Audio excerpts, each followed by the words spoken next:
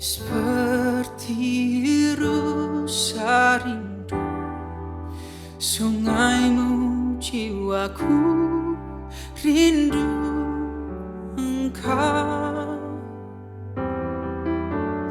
Kaulah Tuhan hasrat hatiku, ku rindu menyembahmu. Seperti rusa rindu sungaimu, jiwaku rindu engkau. Kaulah Tuhan hasrat hatiku, ku rindu menyembahmu. Oh, engkau kekuatan dan perisaiku, kepadamu rohku berserah. Kaulah Tuhan hasrat hatiku, ku rindu menyembahmu. Oh Yesus, oh Yesus, kau berarti bagiku.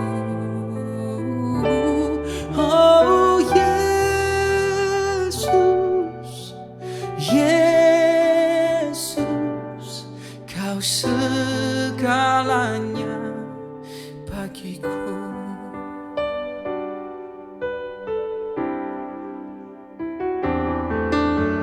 Seperti rusa rindu sungaimu, jiwaku rindu engkau.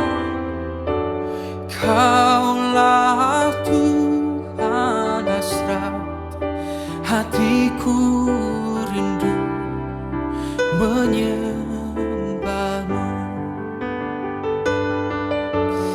Engkau kekuatan dan perisaiku, kepadamu rohku berserah. Kaulah Tuhan hasrat hatiku, ku rindu menyembahmu. Oh Yesus, Yesus, kau berarti bagiku.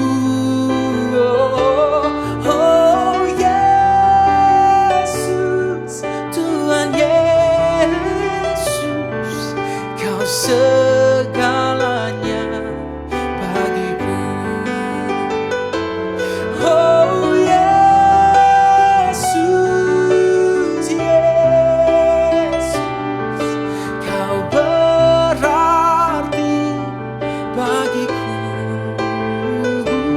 Oh Yesus, Tuhan Yesus, kau segalanya bagiku.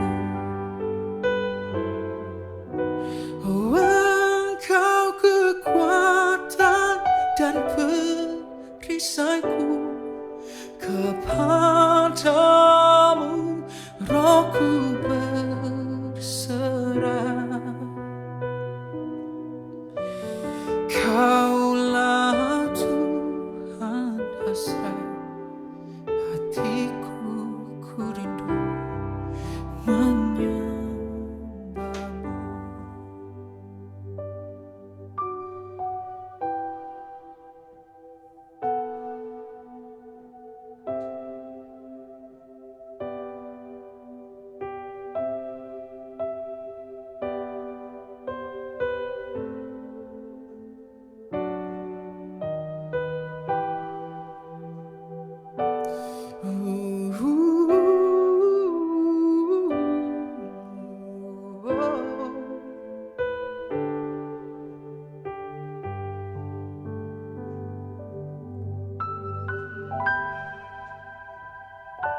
Ku panggil namamu, ku panggil namamu.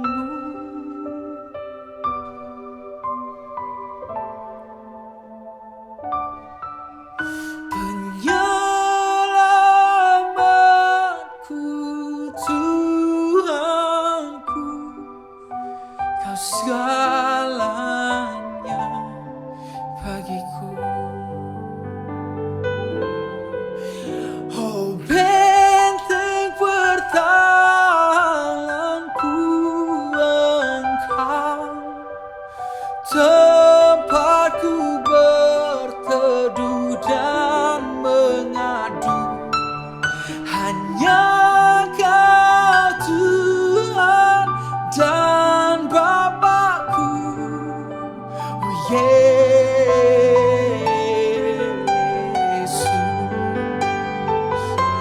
Oh, Yesus, Yesus, Kau berarti bagiku. Oh, Yesus, Yesus, Kau segalanya, Kau segalanya.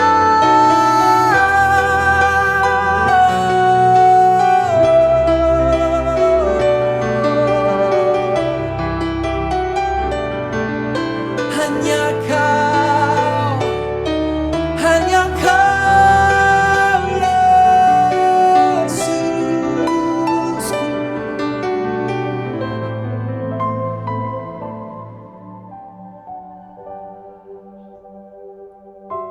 Saat ku tak tahu harus kemana lagi, Kau menawarkan untuk ku datang. Saat ku tak tahu harus kemana lagi, Kau bawaku mendekat.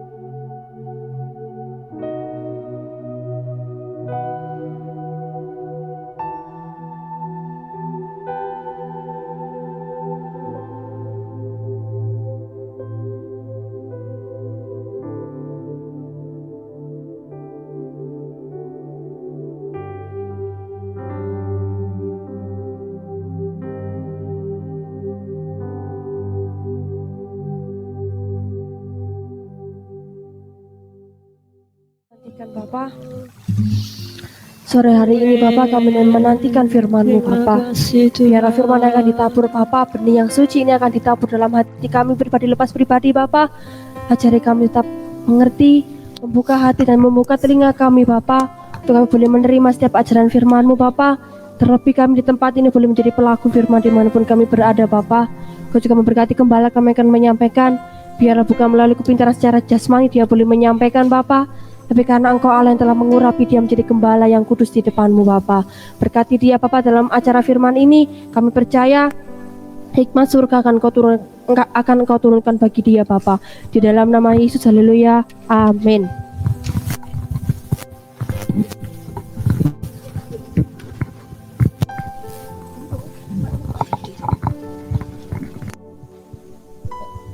Puji Tuhan. Puji Tuhan ya, sore hari ini kita kembali lagi beribadah dalam ibadah singkat aja. Langsung dibuka ayatnya di Yehezkiel pasal yang ke-36. Yehezkiel pasal 36. Yehezkiel pasal 36. Udah. Ayat yang ke-26. Ayat 26 sampai 27. Udah ya, tak baca ya. Yehezkiel 36 ayat 26 sampai 27. Kamu akan kuberikan hati yang baru dan roh yang baru di dalam batinmu, dan aku akan menjauhkan dari tubuhmu hati yang keras, dan kuberikan kepadamu hati yang taat.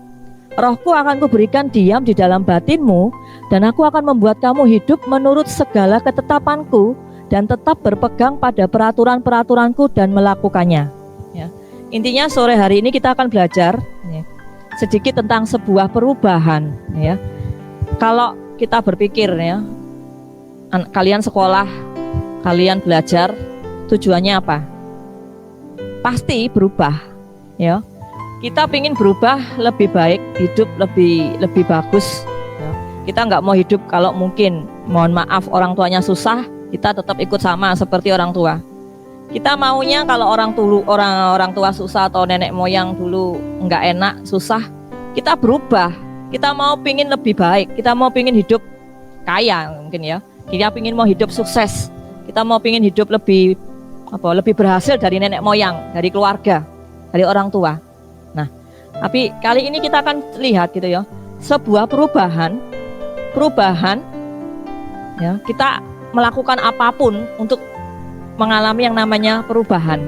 Nah, kita bekerja, kita belajar. Intinya apa? Kita ingin berubah menjadi sesuatu yang dalam pikiran kita baik. Nah, tapi kita mau tekankan sekali lagi, perubahan apapun yang dikerjakan manusia, ya, apapun yang dilakukan manusia untuk bisa berubah, ya, kalau nggak ada Tuhan, kalau tanpa Tuhan itu sia-sia. Ya, nggak ada yang namanya sebuah perubahan. Kalau manusia itu usaha sendiri, akan menjadi sebuah perubahan yang lebih baik gitu ya. Satu-satunya perubahan untuk membuat kita menjadi manusia yang lebih baik, perubahan untuk membuat kita menjadi sesuatu yang berhasil menurut kacamata Anda gitu ya. Jalannya cuma lewat Tuhan ya. Lewat perjumpaan dengan Tuhan. Perjumpaan dengan Tuhan ini salah satu, atau boleh dikatakan cara ya, jalan, satu-satunya jalan untuk mengalami sebuah perubahan itu adalah mengalami perjumpaan dengan Tuhan. Wes, aku yakin kalian sudah pernah, apa maksudnya mengalami perjumpaan dengan Tuhan. Kalian sudah kenal Tuhan, kalian sudah terima baptisan, kalian sudah belajar firman berapa kali? Dihitung sendiri ya. Alami namanya perubahan, itu satu-satunya jalan ketika berjumpa dengan Tuhan. Masih ingat ceritanya Paulus ya? Gak usah dibuka, Kisah Para Rasul. Paulus mengalami sebuah perubahan yang drastis dalam hidupnya ketika dia berjumpa dengan yang namanya Yesus. Nah, sekarang kita belajar di kitab, bukan Paulus, aku kasih contoh di kitab Yohanes pasal yang keempat. Yohanes pasal yang keempat ayat, ini panjang sebenarnya, ayat 1 sampai 42, tapi nggak tak baca semua. Yohanes pasal 4, langsung tak baca aja di ayat yang keempat. Ini ya, ini Yesus berjalan sama murid-muridnya, ya. Dia akan meninggalkan Yudea, mau kembali ke Galilea. Yesus dalam perjalanannya dia nggak lewat, sebenarnya jalannya nggak harus lewat jalan Samaria ini ya. Samaria ini satu daerah. Kalau kalian pernah dengar sejarah, orang-orang Yahudi dengan orang-orang Samaria ini nggak cocok, musuhan. Jadi seharusnya Tuhan nggak usah lewat di jalan Samaria. Tapi justru di ayat 4 dikatakan, ia nih Yesus, ia harus melintasi daerah Samaria. Maka sampailah ia di sebuah kota di Samaria yang bernama Sikar, dekat tanah yang diberikan Yakub dahulu kepada anaknya Yusuf. Di situ terdapat sumur Yakub. Yesus sangat letih oleh perjalanan, karena itu ia duduk di pinggir sumur itu. Nah ini, hari kira-kira pukul 12, maka datanglah seorang perempuan Samaria hendak menimba air. Kata Yesus kepadanya, berilah aku minum. Ya, nanti lanjut. Nah, cerita ini kalian pasti pernah dengar, pernah baca, ya. Perempuan Samaria ini pada akhirnya mengalami sebuah perubahan hidup. Ya, nangkep ya. Mengalami sebuah perubahan hidup. Kalau dikupas ini terlalu panjang nanti, tapi aku singkat aja. Perempuan ini sengaja keluar cari air, ini dikatakan jam 12 siang berarti. Kenapa dia keluar siang-siang? Karena dia malu. Kenapa dia malu? Karena dia perempuan nggak bener. Intinya kayak gitu. Ya, dia perempuan yang nggak bener, sehingga dia sengaja, ya, dia keluar pada saat orang-orang nggak ada, sepi gitu loh. Nah ternyata di situ ada yang namanya Yesus, ya. Ternyata Yesus juga ada di sana gitu. Nah kalau nanti dibaca sendiri dari ayat 1 sampai 42, ya, dikatakan di ayat 4 ini Yesus harus melintasi daerah Samaria. Kenapa Yesus melintasi daerah Samaria? Ya ngapain? Harus lewat jalan situ. Udah tahu jalan situ adalah jalan yang harus dihindari oleh orang Yahudi karena musuhan ini. Tidak mungkin lewat situ. Ada jalan lain yang seharusnya Tuhan bisa lewat. Tapi Tuhan sengaja lewat ke situ, ya ini tujuannya. Ya, ingin melawat yang namanya perempuan Samaria. Jadi poin pertama, seseorang bisa mengalami sebuah perubahan menjadi lebih baik, jalan satu-satunya adalah perjumpaan dengan Tuhan. Perjumpaan dengan Tuhan seperti apa? Ya, yang pertama, ya Tuhan sendiri yang akan datang untuk melawat. Tuhan sendiri yang akan datang untuk memberikan sebuah tawaran. Ya, manusia nggak bisa datang sama Tuhan kecuali Tuhan itu sendiri yang ambil inisiatif, turun dulu, datang dulu. Nangkep nggak poinnya? Manusia nggak bisa menjumpai yang namanya Bapa atau Tuhan itu tanpa Tuhan sendiri turun ke bawah, tanpa Tuhan sendiri yang kasih sebuah cara. Kalau kamu belajar bagaimana Yesus harus mati, ya itu satu-satunya cara supaya manusia bisa ketemu sama Tuhan. Inisiatifnya datang dari Tuhan dulu. Wanita ini nggak mungkin ketemu sama Tuhan kalau Tuhan Yesus nggak nunggu di situ. Yesus sengaja nunggu di sumur ini, sengaja dia nunggu, sengaja dia lewat di situ untuk nunggu orang ini, ya. Dan kita lihat nanti ada namanya percakapan. Ayat 7, maka datanglah seorang perempuan Samaria hendak menimba air. Nah, ini dia yang ambil air. Kemudian Yesus berkata sama dia, berilah aku minum, ya, kasih aku minum. Nah, kamu berpikir aja, berarti Tuhan sengaja masuk ke daerah itu, sengaja duduk di dekat sumur, dan sengaja dia ajak ngomong, kasih aku minum ya. Ya, ini poin pertama yang harus kita mengerti. Kamu nggak akan bisa mengalami sebuah perubahan dengan berjumpa sama Tuhan Yesus kecuali Tuhan sendiri yang turun. Tuhan sendiri yang akan menyatakan dirinya sama Anda semua, sama kita. Ketika Tuhan menyatakan dirinya, lewat apa? Ngerti ya? Bagaimana Tuhan menyatakan dirinya? Nah, Anda pasti sudah tahu, kamu pasti sudah tahu, sudah banyak dengar. Firman salah satunya, ketika kamu mulai berdoa menyembah Dia, kamu mendengarkan firman, itu salah satu cara Tuhan menyatakan diri bagi manusia, sama kita. Nek zaman dulu Yesus ada, zamannya Abraham, Musa, Tuhan menampakkan diri. Zaman kita sekarang, ya, zaman kasih karunia, Tuhan nggak seolah-olah langsung menampakkan jelas gitu. Kamu takut nek Tuhan langsung datang di depanmu mati. Ya. Tuhan berbicara menampakkan dirinya, memberikan sebuah respon tawarannya lewat firman. Itu poin pertama.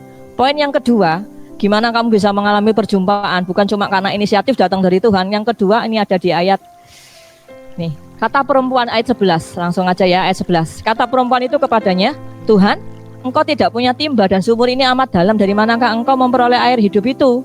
Ya. Terus ayat 13, tak lompat aja. Jawab Yesus kepadanya, barang siapa minum air ini, ia akan haus lagi. Tetapi barang siapa minum air yang kuberikan kepadanya, ia tidak akan haus untuk selama-lamanya. Sebaliknya air yang kuberikan kepadanya akan menjadi mata air di dalam dirinya, yang terus-menerus memancar sampai kepada hidup yang kekal. Ayat 15. Kata perempuan itu kepadanya, Tuhan, berikanlah aku air itu supaya aku tidak haus dan tidak usah datang lagi ke sini untuk menimba air.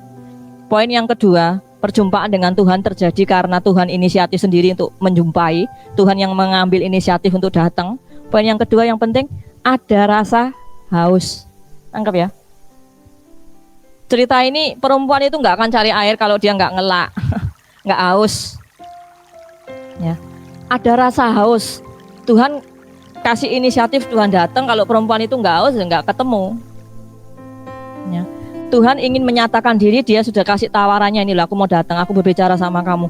Tapi ketika kamu nggak haus, kamu nggak punya kerinduan untuk apa sih yang mau Tuhan ngomong ya? Apa sih yang Tuhan mau sampaikan? Apa sih yang Tuhan mau kasih aku tahu hari ini atau minggu ini atau apa? Yang nggak akan bakal bisa. Poin yang kedua, harus ada yang namanya haus. Haus itu berarti ada sebuah kerinduan, ada sebuah rasa dalam diri kita. Aku ingin ketemu Tuhan.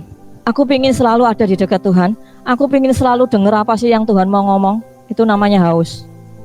Ya, kita udah berapa lama ya? 1 Maret, 1 bulan lebih, hampir 2 bulan mungkin ya. 2 bulan ya. 2 bulan kita nggak bisa beribadah bersama-sama di tempat ini kan, betul? Ya. Nah, saya harap tidak mengurangi rasa hausmu, ya. Atau mungkin kamu berpikir lah nggak usah, nggak ono gereja ya nggak apa-apa, malah beneran nggak ono gereja, di rumah saja, tiduran, main-main, nonton Korea dan sebagainya. Ya. Kalau kamu biarin kayak gitu, Tuhan sudah berulang kali menyatakan, aku mau ketemu kamu loh, aku tunggu kamu loh. Perempuan ini ditunggu Tuhan di dekat sumur. Saat ini pun mungkin Tuhan juga tunggu kamu, ya.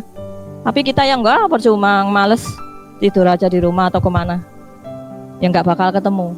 Nggak ada yang namanya perjumpaan kalau kamu nggak haus, kamu pingin, kamu rindu, nggak ketemu. Ya. Jadi poin kedua ini penting, tak garis bawahi penting. Ada inisiatif dari Tuhan, tapi juga ada inisiatif bagian dari kita. Bagian kita apa? Haus. Nah, aku haus pasti aku cari minum. Ya. Perempuan ini haus, makanya dia cari air, dan Tuhan ngomong, tak kasih air yang nggak habis-habis nanti. Ya. Saat ini penting, ya, karena terus terang beberapa minggu terakhir aku sempat berpikir, ya, setelah aku ngomong sama kenalan di Salatiga, ya, pendetanya kakakku gitu ya. Jemaatnya sekitar, kalau ibadah itu sekitar, menurut dia sih aku nggak tahu, 2000 ya, sekitar 2000 orang jemaatnya yang kalau ibadah itu. Nah, tapi karena kena dampak ini, jadi gereja semua ditutup. Dia ngambil sebuah tayangan, aku nggak ngerti caranya kayak apa, tayangan online, tapi mereka ternyata bisa melihat berapa banyak yang ikut bergabung pada saat itu. Ya, ketika ngomong-ngomong, ternyata menurut dia yang ikut bergabung cuma sekitar 500 sekian. 500 sekian, aku lupa. Ya, kamu bayangin aja, 2000 orang yang ikut bergabung dalam setiap minggunya untuk ibadah cuma 500. Sing 1500 nang ndi? Yang 1500 kemana? Ya, ini ngomong-ngomong sendiri. Oh, mungkin lihat tayangan gereja lain gitu ya. Kalau Ronaldo pernah ngomong, mungkin lihat tayangan gereja lain gitu ya. Lucu, bagi saya itu lucu. Kalau menurut pendeta ini, gerejanya besar, dia mengadakan ibadah online dengan alat yang memadai, tapi ternyata yang ikut bergabung tetap sedikit. Terus kemana yang 1000 ini? Apakah mereka selama ini beneran nggak usah ibadah? Apakah mereka selama ini benar-benar kenal Tuhan dan benar-benar rindu untuk ketemu sama Tuhan? Karena dalam pikiranku, kalau orang-orang yang benar-benar haus, kayak orang ini, wanita ini, dia akan datang, dia akan tetap cari itu, ambil itu air. Dia pasti akan cari caranya bagaimana untuk bisa ketemu sama Tuhan. Itu kalau orang sungguh-sungguh. Nah, dari situ timbul pemikiranku, bagaimana dengan jemaatku? Bagaimana dengan anak-anakku? Apakah kalian semua tetap beribadah di rumah masing-masing? Apakah kalian tetap cari Tuhan? Meskipun kalau setiap hari wajar, Sabtu, Minggu, Jumat wanita nggak ada di sini, pemuda Jumat dan Minggu. Tapi setelah gereja ditutup, ya, dalam arti dilarang untuk bisa ibadah bareng, kalian di rumah tetap menyediakan waktu nggak untuk ibadah, untuk doa sebentar. Apalagi kalau kita sudah berupaya menayangkan sebuah tayangan online untuk ibadah, bergabunglah. Ya, Cece mengerti karena supaya nggak lama-lama, supaya kuotanya nggak habis banyak, secepat mungkin. Intinya kayak gitu. Harus ada yang namanya haus. Haus ini salah satu kunci untuk kamu bisa mengalami perjumpaan dengan Tuhan. Ya, yang ketiga, poin yang ketiga, bukan cuma haus, dia harus bisa menyembah dalam roh dan kebenaran. Ya, menyembah dalam roh ini di ayat yang ke-23, tetapi saatnya akan datang dan sudah tiba sekarang bahwa penyembah-penyembah benar akan menyembah Bapa dalam roh dan kebenaran, sebab Bapa menghendaki penyembah-penyembah demikian. Allah itu roh dan barang siapa menyembah Dia harus menyembahnya dalam roh dan kebenaran. Ini maksudnya apa sih?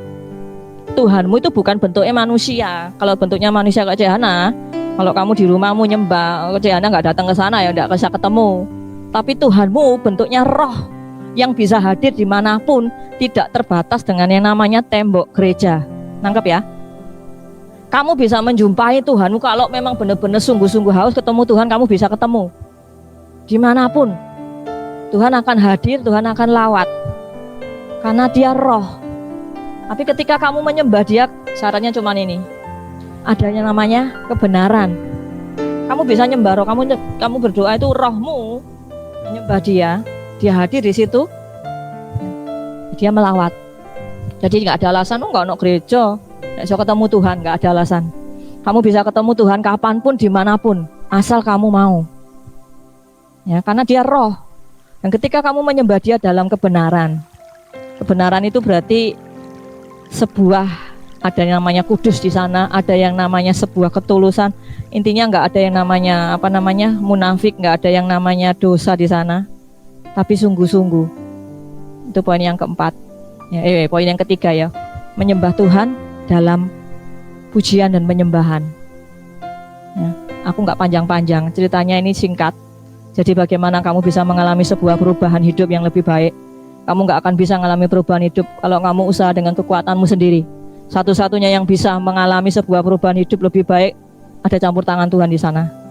Jalan satu-satunya untuk alami perubahan hidup cuma lewat Dia, lewat perjumpaan dengan Tuhan. Ya, perjumpaan Tuhan yang bagaimana? Perjumpaan dengan Tuhan terjadi karena inisiatif Tuhan, Tuhan yang datang sama kamu, Tuhan yang kasih cara. Ya, dan ada sebuah kerinduan dari kamu, dituntut adanya kerinduan, haus. Ya aku mau gitu ya. Aku bersyukur ini ada yang masih datang gitu ya. Cari Tuhan di sela-sela waktumu. Kamu nggak datang di gereja nggak masalah, tapi cari Tuhan. Kalau sudah ada tayangan online, ikutlah bergabung 1 jam lah paling. 1 jam. 1 jam berapa kuota? Saya nggak tahu berapa kuota nih 1 jam. Habis berapa kuota? 25.000 1 jam. Hitung sendiri nanti ya, aku enggak tahu berapa kuota yang dihabiskan. Tapi saat ini adalah saat-saat dimana kalau dianggap awal dari sebuah latihan yang Tuhan kasih untuk bisa membedakan mana orang yang sungguh-sungguh dan mana yang bukan, mana yang orang benar-benar cinta Tuhan dan mana yang enggak, mana yang kalau di Alkitab ada yang namanya kambing, mana yang domba. Ini saatnya. Ya, harapanku kalian tetap cari Tuhan, kalian tetap ibadah dengan cara apapun, jangan tinggalkan Tuhan, karena itu satu-satu jalan untuk kamu bisa tetap kuat. Ya, oke. Kita akan masuk dalam doa. Terima kasih Bapa di dalam surga, kami mengucap syukur untuk setiap kebaikan-Mu, untuk setiap anugerah-Mu. Sampai hari ini kami ada, kami tahu itu semua karena Engkau. Kiranya Tuhan memberikan kami hikmat untuk kami mengerti dalam segala apapun langkah hidup kami, asalkan kami bersama dengan Engkau, maka kami akan mendapat segala yang terbaik. Terima kasih Bapa, tanamkan firman-Mu dalam setiap hati anak-anak-Mu, baik yang ada di tempat ini maupun mereka yang mendengarkan, biar mereka mengerti untuk mereka boleh selalu haus dan mencari Engkau, untuk selalu dekat dalam pujian dan penyembahan, karena itulah yang berkenan di hadapan-Mu. Terima kasih Bapa, di dalam nama Tuhan Yesus kami sudah berdoa. Amin.